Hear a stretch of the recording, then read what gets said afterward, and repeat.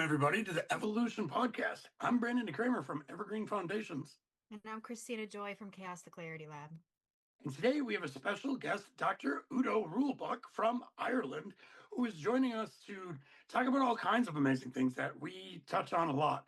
And I'm going to start us with the topic that we were talking about off camera.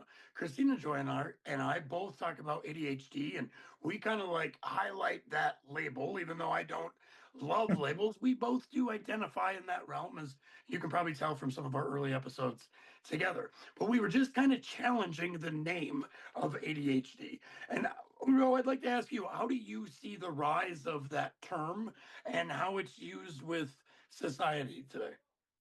Yeah. So for one, there's sometimes an idea that ADHD is a new thing, that it did not exist. That is wrong. Like ADHD has existed for a long time. I would even argue if it's a disorder. I don't know if it's a disorder. We treat it, but like in a way, it's a bit more than that. So at some stage, ADHD had an evolutionary advantage.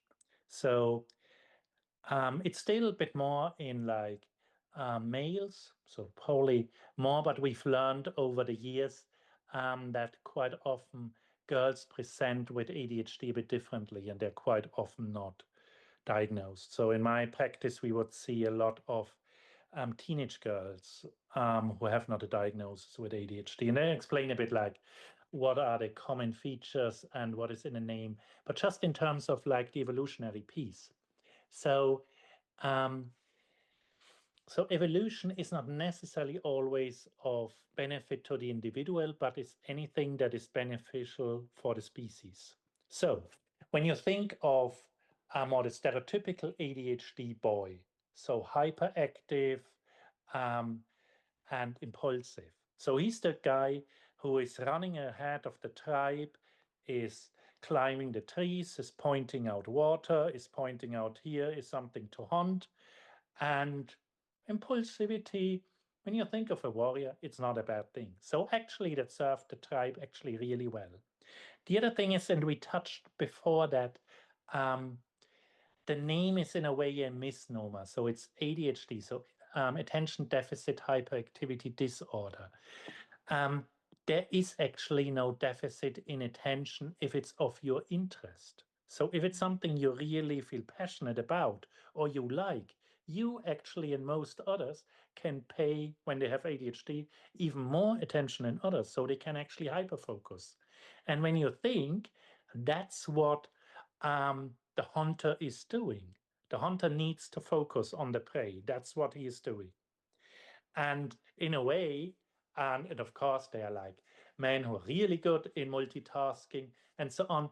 But in a way, men are actually better with like this hyper focus. That's why when they have to like cook and look after kids and do 30 other things, and like, I'm frying an egg here. That's all I can do. Like, leave me alone. They're not really good in that.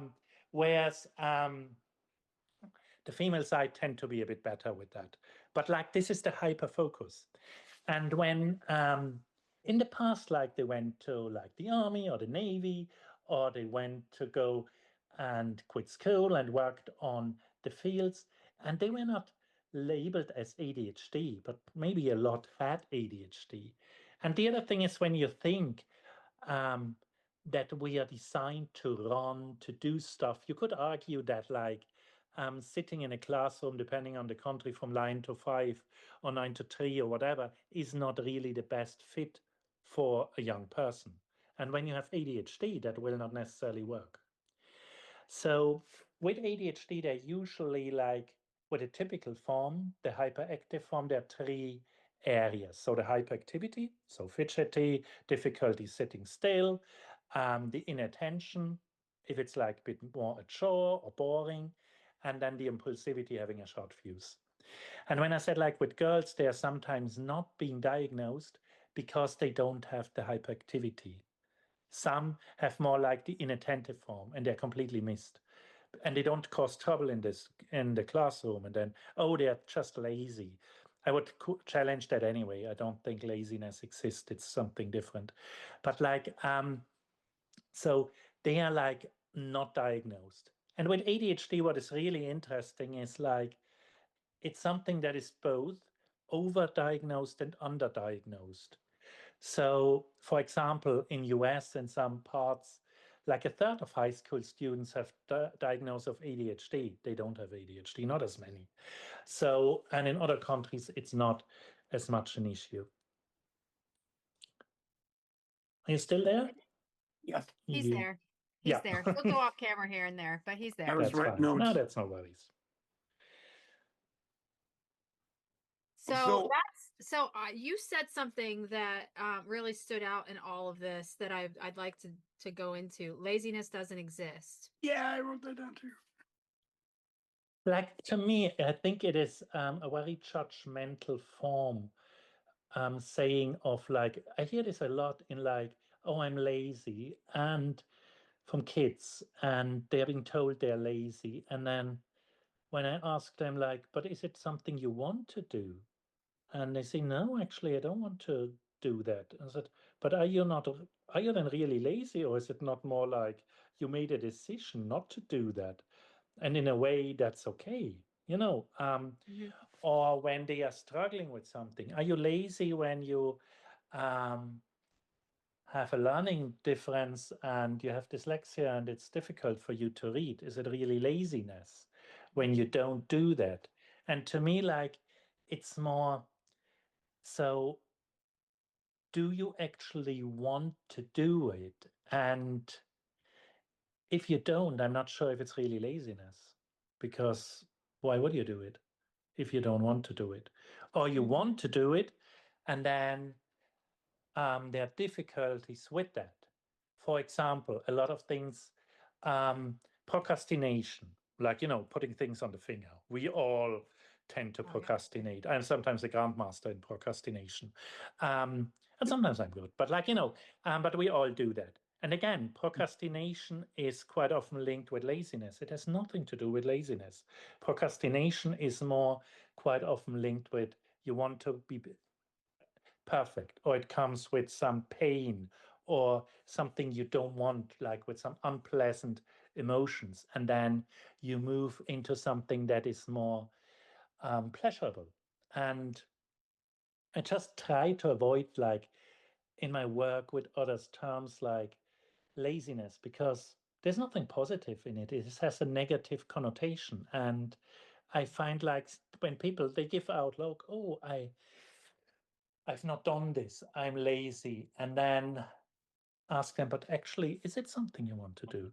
Because like Brian Tracy, he has brought up 3 questions that everyone needs to ask themselves if they're struggling with a task or if it's a goal. And the question is like, the first is, what is it that you really want? So you, not your parents, not your teachers, not your partner, like you. What is that you really want? The second question is, what is the price for that? And the price is not necessarily a money thing. And the third question, where most people then fail or to answer it honestly, is, are you prepared to pay that price? Because when you say, look, I really wanted to become a really good piano player, but I'm just lazy or I could not do it, I said, okay, do you actually practice every day? Maybe several hours, because that's what it needs to. Or like if you want to become a professional football player and so on. So are you actually prepared to pay that price? And that is linked with like, is it really something you want? Because again, like my work mainly is around like children and teenagers, or like maybe young adults. And I quite often see it's not their goals. It's not, they are not living according to their own values, but you can't live a life according to the values of others. But some like, because that's what the parents want, or they think the society wants. And in a way, that would always um, fall down at some stage, because some part of us knows that we are not doing what we're supposed to do. Mm. And supposed to do in not like what anyone else wants, but that what you want. So I'm a big fan of Joseph Campbell, who is the guy with the monomyth. And one of my most favorite quotes is like, if you follow your bliss, the universe will open doors where there have only been walls before. And that's where I see the change in people when they realize that's the peace I want. That has meaning. And the meaning is very linked with value. And there are two good things because a lot have not a clue what is meaning, and they think it is something to do with like religion or so. No, not really. The meaning is Joseph Campbell brought a really good example for meaning. I ask people to have a look. The stuff you feel most alive with, when you feel alive, that is probably the stuff that has meaning for you. And then you need to follow that. And then, like, you follow your bliss. It's a bit like, and then things like ADHD, you can actually fuel that because you have then the energy and you can focus. Or like Richard Branson, you just like found then another company like company 102 because you get a bit bored with the other one, but you can use that to your advantage then. But I think you can't live the life of others. It usually does not work really. And I think that's when people are like not doing it. And instead of labeling them in like, oh, you're lazy, you don't work hard enough, but maybe they have a good reason to not do that because it's not actually not something they want. Yeah. And well, and what do you say about people who aren't in touch with what they want yet? Yeah. Especially kids like that age or young adults that age. I feel like a lot of them are just kind of like they've been pulled Yeah. everywhere. Well, what Yeah. how do you approach that with them? There's a good when what like the values. That's a difficult question when you ask a young person like, what are your values? So I ask them to imagine if they are like they listen to a conversation of two really good friends and they are talking about you. They don't know that you're listening. What is it that you want them to say about you? And it's very likely that what they say about you, what you imagine, those are your values or they're close to your values. So if they are saying like, like Christina is really smart, I really like she's so kind and caring. Those things are probably then aligned with your values. Oh, I love that. That's really cool. I never really thought about it like that. If your two Yeah. friends are talking about you, I'm gonna use that because I do talk about values in my work too in a different way, but certainly the same. It's the same stuff. Your values are your values, no matter whether we're talking about business or whether we're talking about Yeah. just living life in general. So I So, love that. so Yeah. things like that, like, to just observe what keeps you where you feel alive. And then those exercises to think like, when I would listen to others, what really is it that I would like to hear about me? Because that's probably more aligned with what you want. Because sometimes people bring up things that might be very well regarded with like society, but it's not necessarily their values. So, and the other thing is, of course, values are not static, they can change. I'm sure we all had a bit different values when we were teenagers than now. Like things change, like, Yeah. or you have kids, your values change, or your preferences or things. So that's natural. It's like, we grow and we change all the time. So, but I think it is always important when things don't work out or when we are in a rut to realize um, maybe that's not really in line with my values. So, and when you do stuff that is in line with your value, you feel alive. So I have a genuine interest in other people.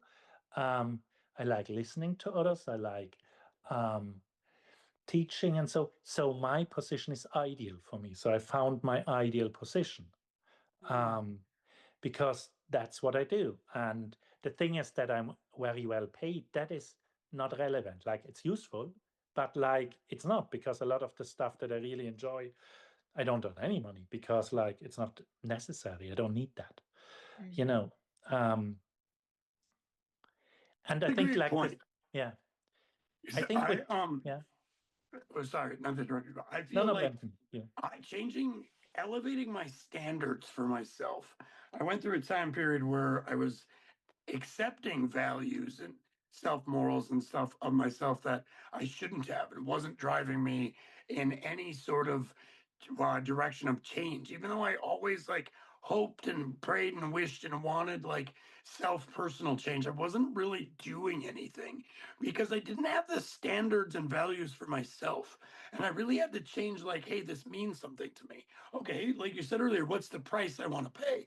And for me, I had to change what I would accept, what was okay with the behaviors, the emotions, the thoughts, the actions that I would take. I really had to change the standards that I was okay with. And once that started to change, that's when really I feel like my values and what meant dear to me presented themselves a lot clearer, if that makes sense. Hmm. Yeah, the biggest factor for change is actually not the outcome. Um, the outcome is actually the weakest. So if you do something in order to achieve something, it works to a certain degree, but it's probably the weakest one. A better one is to focus on the process. So, because that's easier to have a success. So, for example, I tell the kids when they struggle with learning or with a task, put on a timer and mark it down. Like that's your success, doing it. Like whatever, spending 25 minutes on it. Because once you do stuff, you can't avoid getting better as well in that. But the strongest actually is your identity, and that is really linked with your your values. So, for example, like when you give up smoking, instead of like, oh, I need to do this because someone asked me, and like, I need to get my lung needs to get better. Like, yeah, good. Um, but when you're actually not like, oh, I have given up smoking, I would like to, but you change it to that's not me. Like, um, I'm really into like healthy living. Why would I put poison into myself? It's not me. It's not that I give something up. It's just not me. So I think and the thing is, we can change our identity as well, which is most people don't realize that, but actually, our identity changes by us doing stuff. Yeah. So, say if you start being kind to others, you volunteer in the community, you do kind things to others, you can't avoid becoming kinder. Like it's just then being part what you do. It's like it becomes important, and we need to do that piece. And I think the action piece is very important, why I'm all into like affirmation and so on.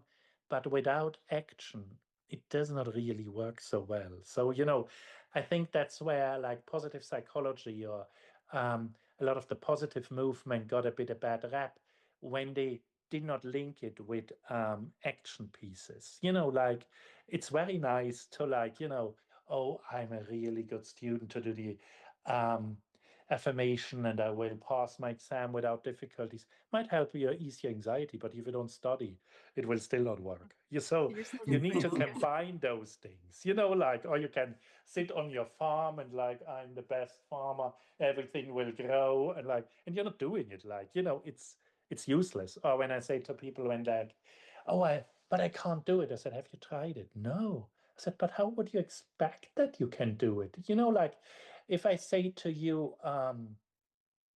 oh, I'm an artist, like I'm a painter, and they ask to me, so you paint? And I say, no, I don't paint at all. They think, yeah, you're a bit like challenged. You're not. And that's with all the other things. I think we need to get into that and we need to remove this like sting, this judgment that we have all the time about like failure or not getting something. But the thing is, there's no growth, there's no learning without like failure. We learn from that. Yeah. Like, and we need to be compassionate about that. And we need to think about, well, when I was a really small kid, where was I able to like walk immediately? I wasn't. I got up, I fell, get up, I fell, I got up, I fell, but I did not give up until I got it. Yeah. And a kid just continues to do that, or they get like there's this noise and babble around them, and at some stage they figure out that is language, and they will learn to speak in that language to you. When you think how incredibly difficult that is, and Yeah. they manage that. And when you think, and as adults, we then think, oh, we need to be perfect or we need to be able to do that immediately, but we don't.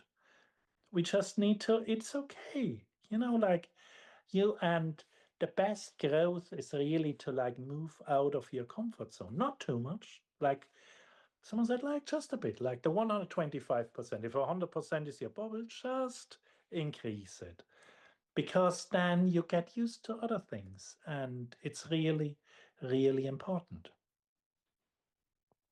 Yeah, I love that you're bringing up this idea about perfection. It's been coming up a whole lot in my conversations, specifically the last couple of weeks, because I feel like, and again, I come from like a business perspective because that's what I'm constantly focusing on are people's businesses. But you know, it's like we have this product or we have this thing or we have this idea, and it's like we wait to put it out there. We wait to share it with the world. We wait until it's perfect, or we wait till the right time to start a new project or to start this business. And we wait and we wait and we wait and we build and we build and we build and never share it. And I think that the problem is we're afraid to fail, like there's a fear of failure, but Yeah. you're never going to just launch something and it's going to just work the first time. Like it No, never does. And no. we have these like expectations by seeing other people's lives around us, and we don't see the parts where they failed. Usually we only see the part where they're succeeding. And there's really good research or like evidence that the companies who have embraced a higher failure culture, who promote that, are much more successful. When you think all those products that like did not make it, for example, with Amazon, it's a long list. We don't Oh know yeah. them because they're not doing that. But like there's a really long list. So we need to really embrace it and not thinking of failure. This is an opportunity for growth. And I think sometimes we've missed that. Even like in coaching and mentoring, sometimes that's completely forgotten in like, and it's just everything is calm. But the thing is, how can someone trade? Like you would not really get a coaching lesson in sport, and the guy is just sitting like that here, and you think, for what do I pay actually money? Like I Yeah. want actually to improve, and when you think like we only learn like say you start chess and you would only stay with your chess computer at the lowest beginner level, you will beat um, the engine, but like you will not learn because like it's so easy. So you Hmm. actually need to increase the difficulty that you are more challenged, and then at some stage you get comfortable with that and you increase it further and further and further. So it never stops. But I think we actually can't grow without that. And one could argue we can't grow in life, not really substantially, without adversity, without crisis, without difficulties. Um, because, like, if everything is happy clapping, nothing really changes. Why would it? Because everything Yeah. is fine, Yeah. But life is not like that anyway, you know. You, it's something I hear a lot, and I've seen in different scenarios. Do you believe that maybe sometimes the universe, whatever it is we believe in, kind of tests similar situations if we don't kind of learn the lesson? We kind of see the same things kind of presented in front of us. You believe in any of that at all? I think, in a way, like, I think we really, there are certain things. So sometimes I explain to kids because they play a lot of computer games. I say, like, um, you need to start somewhere. So if you play a new game, you would not necessarily start at where the guys with level 100 are because you're dead immediately, isn't it? But you will not stay around in like the lower levels too long either because it's getting too easy. But like in a lot of computer games, there's like this end level monster, and you have to get over that boss to get to the next level. Yeah. And if you don't, you are stuck. And I think sometimes in life we have this end level monster. And if we don't do that, I think we are just kind of stuck. And we need to get over that end level monster. Like, it still will be there, we've acquired more skills. In the beginning, we were not able to beat it, but now we've got the skills. We know what to do, or we got a new weapon or whatever, but we can do that now. But it will not go away. We won't. And I think there is some similarity with like life. I think in all our life, there's sometimes just some humps that we need to get over with, because otherwise it will not work.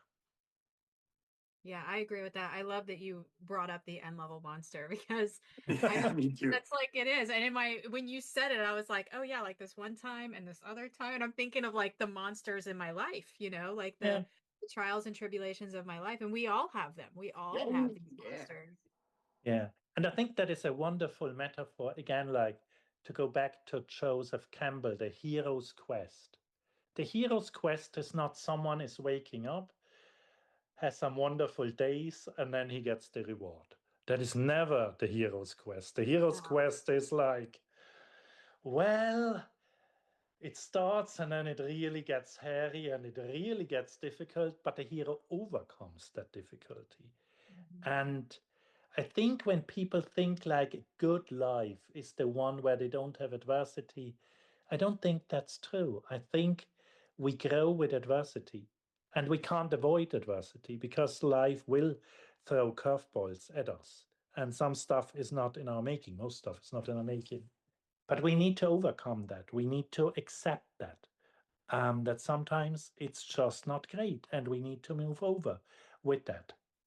And like the end level monster, we need to get over with that. CJ, Udo said something off camera earlier, and he goes, "I have a feeling this isn't going to be my last time here." He was right. We need to. I'm like enthralled with this conversation here. That we definitely are bringing you back, Doctor. Totally. I agree.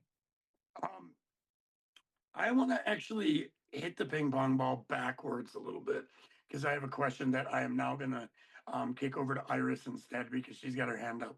And in my world, Iris trumps me. So, Iris, take yourself off mute, ask your question. I love that. I was actually just clapping.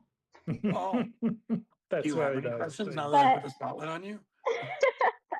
I will share that I really love the direction of this conversation because a hero's journey is one of the biggest ones that has resonated with me on my journey. And Joseph Campbell is awesome.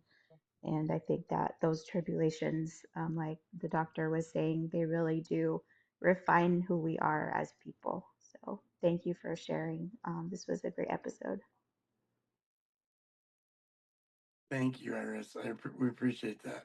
And it actually brings up a question for me. Do you feel that there's kind of like a choosing point or a tipping point in the hero's journey where maybe some people can get stuck in the things that are happening and they can stay there for a while? I know it did for me, for multiple things in my life. I was stuck in these things in the happening to me, like this happened to me. So instead of the lessons I learned, so do you see that as, like, my question is like a fine line of people that'll choose to like stay in those spots and then people will go, wow, that was really hard, but I learned a lot, and now I'm going to move Yeah, forward. yeah, definitely. So, because at some stage, something happens to us, and like a lot struggle with that concept in like, but that's not fair. And yes, it's not fair, but like there was never a promise, or the premise is not that life is fair because it isn't. It starts with like your birth, depending where you are born, in what circumstances, who your parents are, what opportunities you are. This is not equally distributed. So that's not fair from the beginning.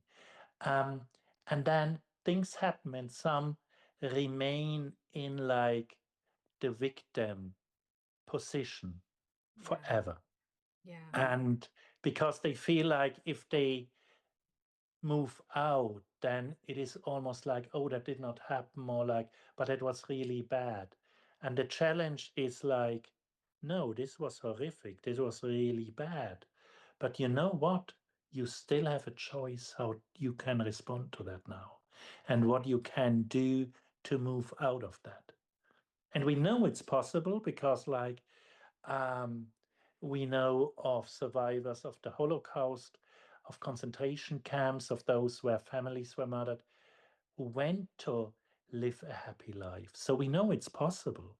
Like, kids have an amazing opportunity to do that when they have this thing. So you see this quite often. You go to a refugee camp and the kids are running around and they're happier than our kids. Like, they are like growing, they are like happy, they are playing, like, you can move out of that. Yeah. And because otherwise sometimes I hear that, like, I do a lot of trauma work.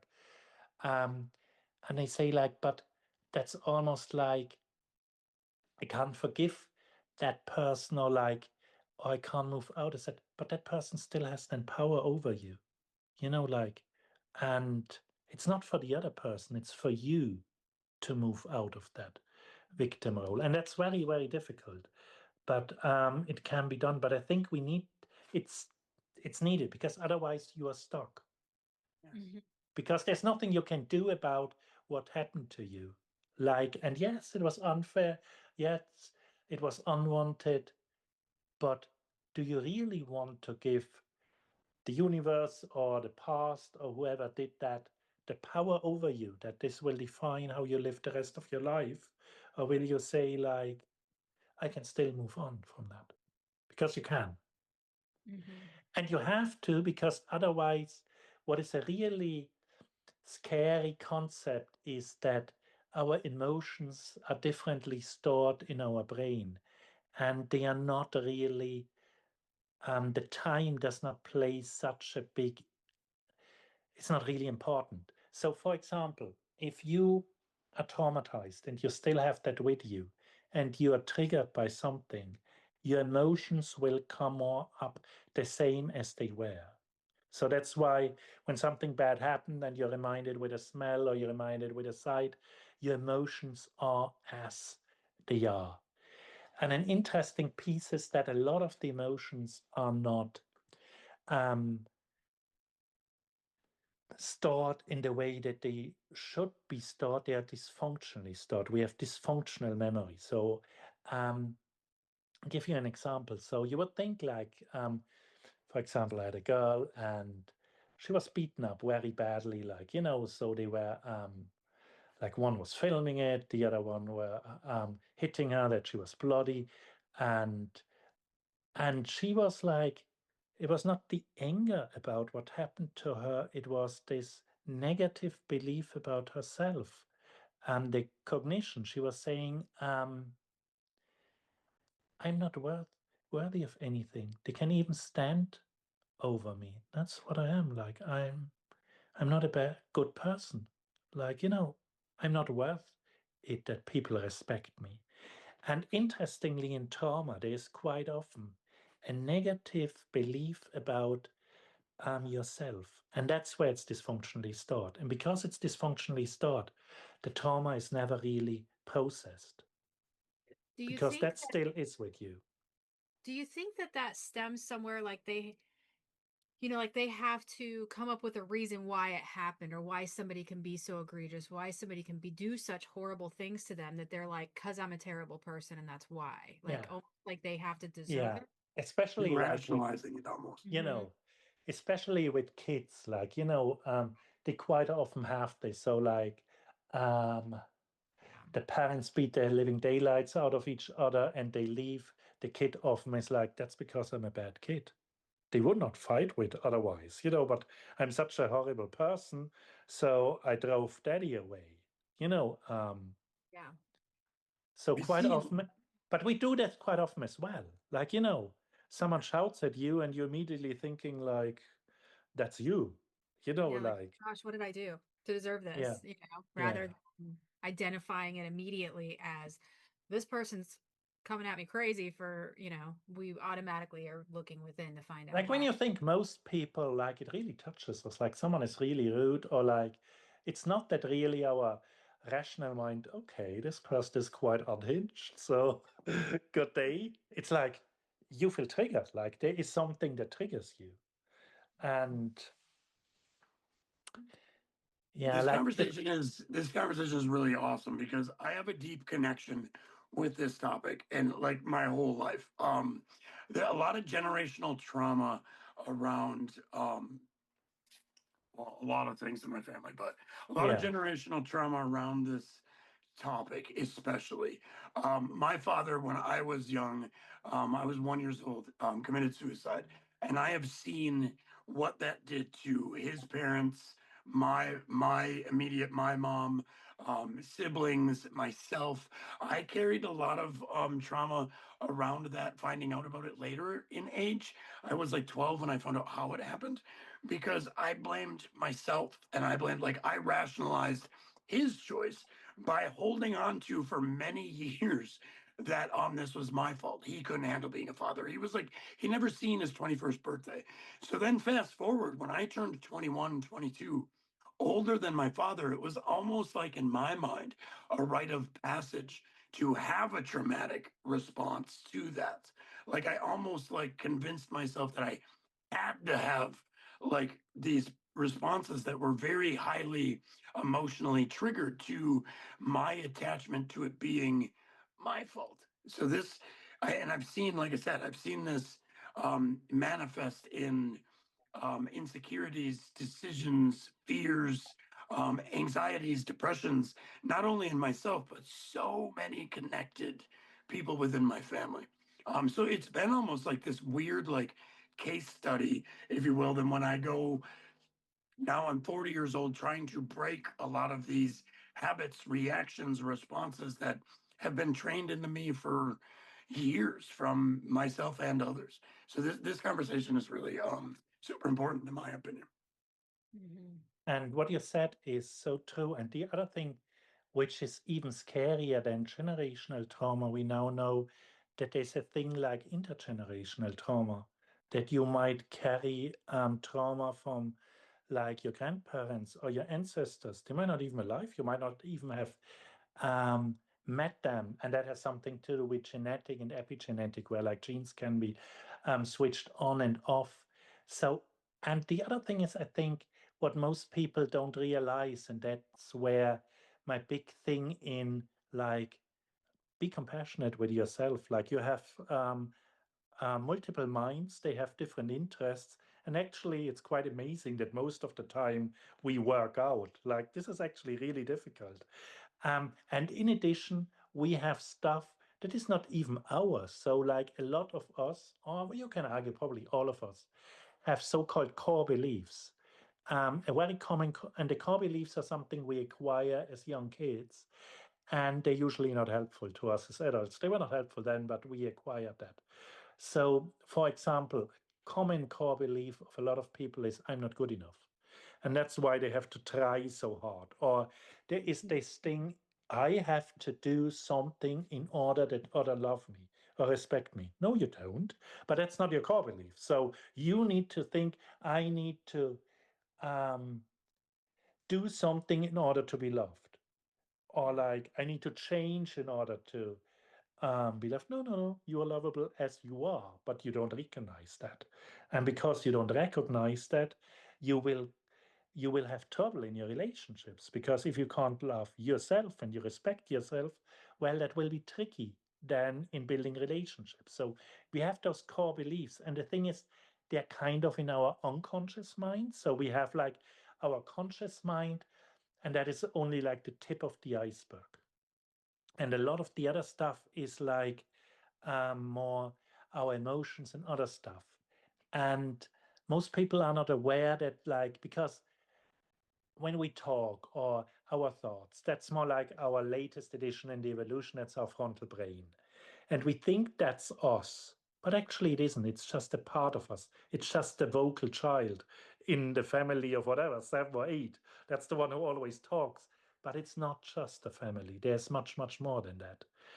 And what is quite interesting is like that we think we are in control, like the frontal brain, but most of the time we are not, because we know that 60 or 70% we are on autopilot anyway.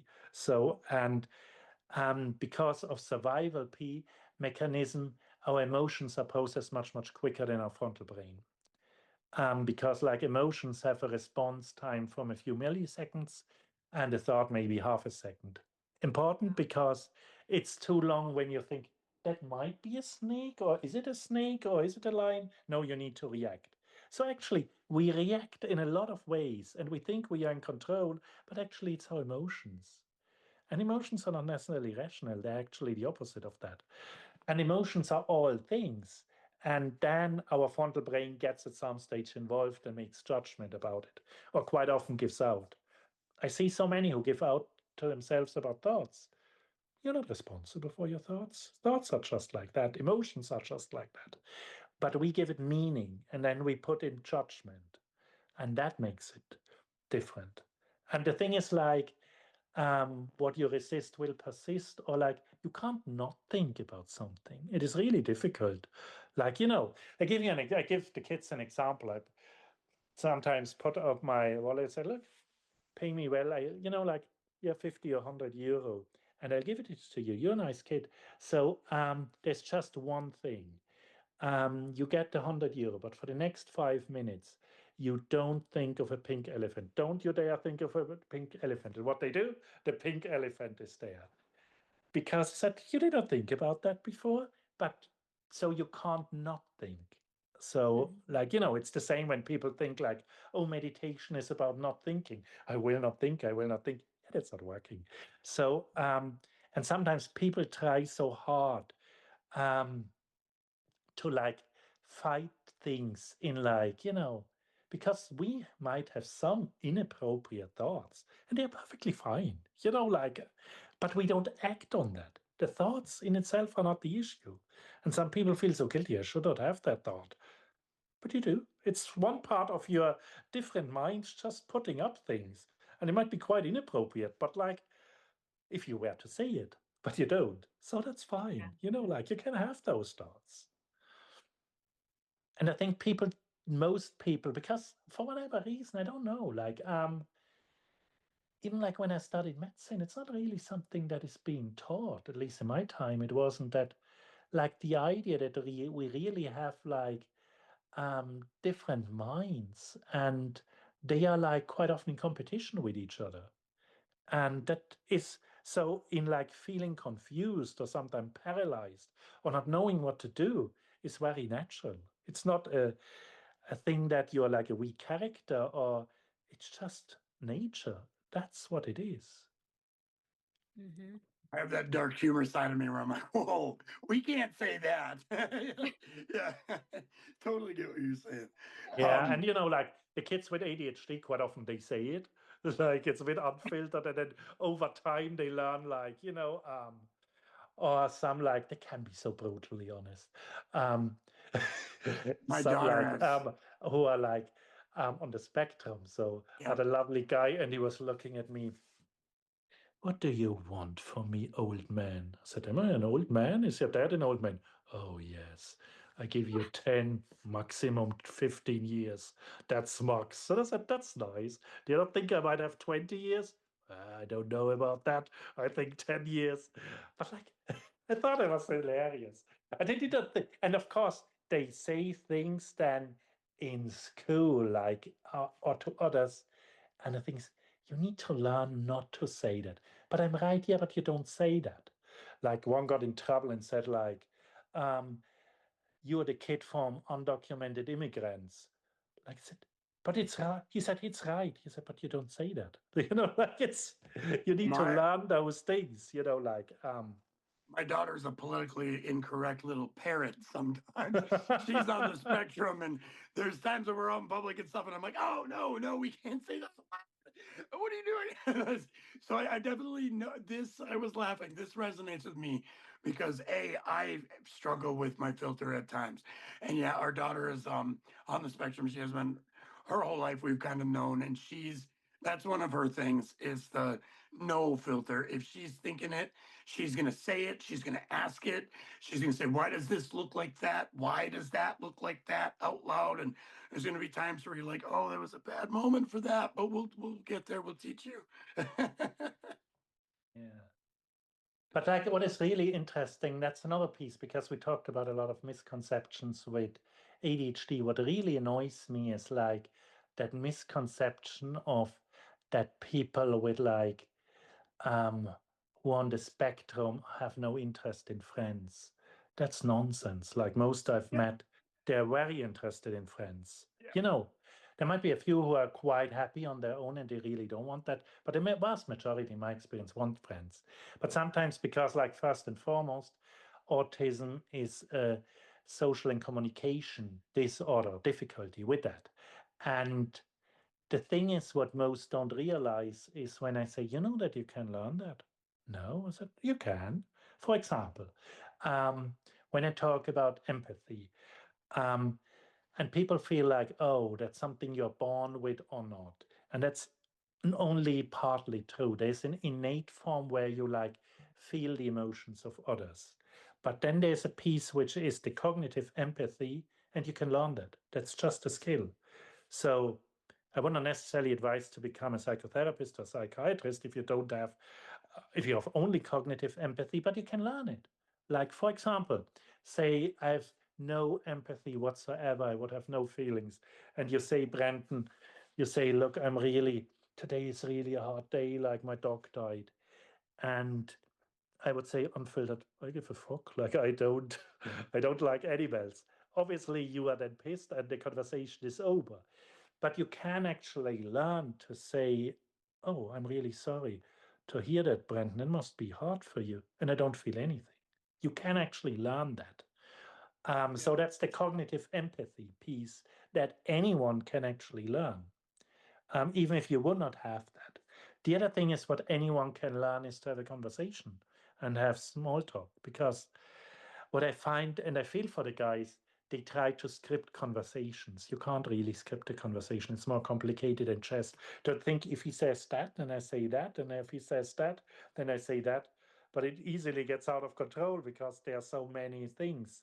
And it's actually very easy because you just need um, to ask questions or to take something that you are saying and you show an interest without judgment, or you might even repeat it. You know, so, so you're saying, look, I'm really into fly fishing. Instead of saying, I have no interest in fly fishing, what a waste of time, I say, oh, how long have you doing that? How did you get it? How and you have questions, and then you have answers, and suddenly you have a conversation. Because most people, I find quite often they have those parallel conversations. They don't have this like listening. Like the most important piece in a conversation is listening. And then you ask questions. You take what the others is saying. And in a way, real empathy is not really just like feeling what the others is, but that I'm able to demonstrate to you in communication that you get it, that I understand what you were saying to me. Wow, this has been. I love how we just kind of don't come into this with a specific topic. It's been the coolest conversation from point A to point B here. Doctor, I can't thank you enough for stopping in. Is there anywhere to find you online? Do you have a YouTube? Have you written books? Anything that our audience should know? And if you have written a book, I want one. No, maybe like at some stage I might get my own community or might get into that. Interestingly, like I didn't. Like I've published a lot of scientific articles, and it's only maybe 2 years, 3 years I've started to give like talks, and maybe it's sometimes this, and that's probably more my core belief, or like this perfect that you think I actually don't have the tools, I don't have like the skills, but actually I already have what I need to do. And I get like, oh, I feel more like I feel really drawn into that. So that's why I reach now more out and say, do you want me to give a talk about something, or we can have a conversation? And my style is I've moved completely away from like I don't do PowerPoint presentations and I'm very happy if people just fire questions to me. And I strongly believe in the narrative because in a way I'm confident enough that I know stuff about the topic that I can talk. There's no difficulty, and I have the lived experience with that. And if I don't know, I have no difficulty to saying, I don't actually know that, but that's a really good question. And the other thing is, I feel more, it's a symmetric piece. I always tell, like, I'm the tutor for my service, meaning like the doctors who are doctors, but who are being trained to become specialists, I'll teach them. And I always say to them, it's a two-way. The teacher always learns as well. Like Yeah. I learn from them, you learn from me. Today I learn from you, you learn from me. The audience, when they listen, they will learn something, but with the feedback, we might learn something as well. And I think that's really important because we grow in doing that.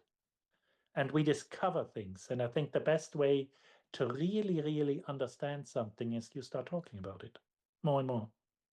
Because that helps, you learn so much faster when you start exploring. And then you realize, actually, talking about that, like, there's so many more things I could talk about. So maybe in the future, I might look into like books, YouTube, Udemy, whatever schools, because there is something that when I started like doing some of the talks, and then some people were coming to me and like greeting me like I'm the lost son or father or whatever, the brother in like, I thought maybe there is something in that they did not get it. So someone was talking to me and I was talking about learning differences. I'm not talking about learning disability. I hate that word. I always talk about learning differences. You don't have a disability. You learn differently. That's quite Yeah, different. it's different. Your brain is beautiful. You just learn differently. But anyway, and someone was saying, Udo, I was diagnosed late now with dyslexia, and only until now I realized what I was struggling with my whole life, and it made so much sense. And then I think like that's sufficient to me. Like, even if like only every second talk one gets home and says like I took home a bit of a nugget, that's all I need. So Yeah. I don't need anything, but like, but that is where I feel alive. That's where I feel that's probably my hero's quest. Like, or moving, like, I'm lucky enough that I'm a consultant. That's the most senior position you can get in like in your medicine specialty. I'm established. So I have now the freedom to do other things, or like in addition Yeah. to my like permanent post, like to explore things and in a more playful way. Or and I think like life experience helps as well. Like I must say, like a child lesson psychiatrist, I'm so much more humble. Like after I've had, so I have three boys, and I think like, wow, they are my trainers. They are my Zen guys. They're not Zen at all, but like you realize like this Yeah. concept of like there is no such thing as perfect parent. Like and then you realize this is actually really difficult for parents. Like the first Well, time and it you goes, realize you are like raising your voice and like, I would never tell like the kids who see me professional, but it's different when you're the parent. Oh, well, yeah. and it goes back to what we were originally talking about perfection, Yeah. and and now this is where I push you a little bit, because you don't need to be you don't need to have the right tools, you don't need to have the right whatever. You have a lot of really incredible messages that you could Yes. put out there in the world, and you're able to like hold an audience, like you're able to hold both of our attention. And we are people who, if this wasn't interesting, like I would have been Yeah. doing all sorts of things in the background. You can watch other videos of me, like I'm just doing He's- stuff, listening.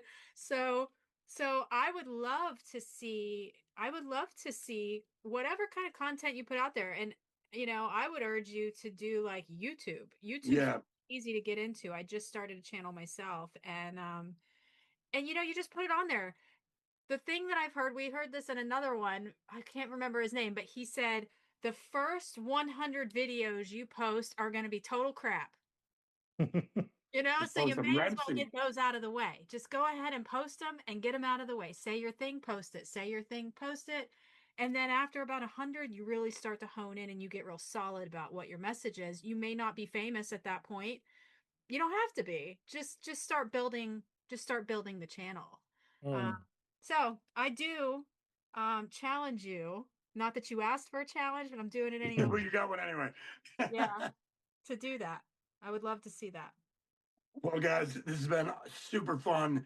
Doctor, we're definitely going to have you on again. Thanks for stopping Oh, by. definitely. I love it. It was a Absolutely. really, really nice conversation. I enjoyed that a lot. Yeah, me too. And the nice thing, what I tell people, like, when I give, because sometimes it's like, the hell, why did I agree to this? I'm getting tired now. It's late. Or like, sometimes I go like, and it's late. You drive there, you go, you meet them. But the thing is, once I'm doing this, I'm feeling alive. I get energy out of that. Not that I'm Yeah. a energy vampire and I draw that from you, but like by doing that, I'm getting something out of that. I You're feel filling your energized. own cup. You know, You're like filling yeah, your own cup. yeah. Yeah. I Keep love it. keep speaking, because like Christina said, you had our attention. I know Iris was into it. We're just like, you have a lot to say about some really incredibly important things that I think are underlooked in society. A lot of us don't know simple things about ourselves and especially our brains.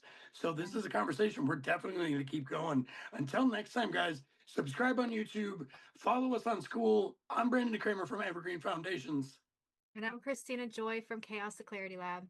and this has been Okay, the thanks for Evolution having me. Podcast. Thank you Yeah, so much. thank you for Thanks, being here. Thank you guys. so much. Have a great day.